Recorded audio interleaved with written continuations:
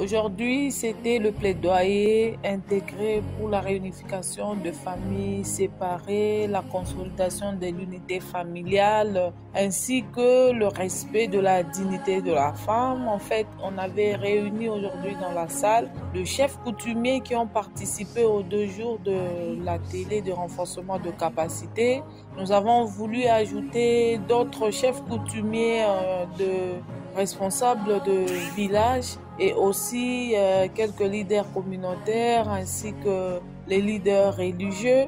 Nous avons échangé aujourd'hui plus sur les questionnements de la loi, le code de la famille. Qu'est-ce que le code de la famille dit par rapport à l'adultère, par rapport à la survivance de violences sexuelles et celles basées sur le genre. Nous avons parlé aujourd'hui de la masculinité positive, quel pouvait être le rôle de chef pour intérioriser la masculinité positive dans leurs différents villages.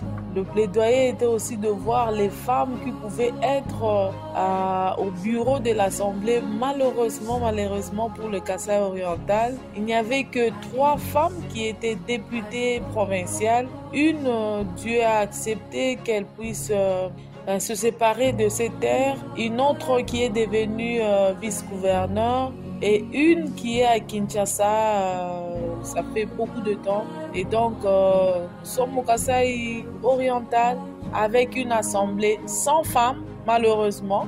Et c'était aussi une interpellation pour dire que les élections commencent à approcher et que les femmes devaient vraiment se mobiliser comme un seul homme pour participer ou pour aussi être en ordre utile et se faire voter massivement et aussi rejoindre l'Assemblée provinciale.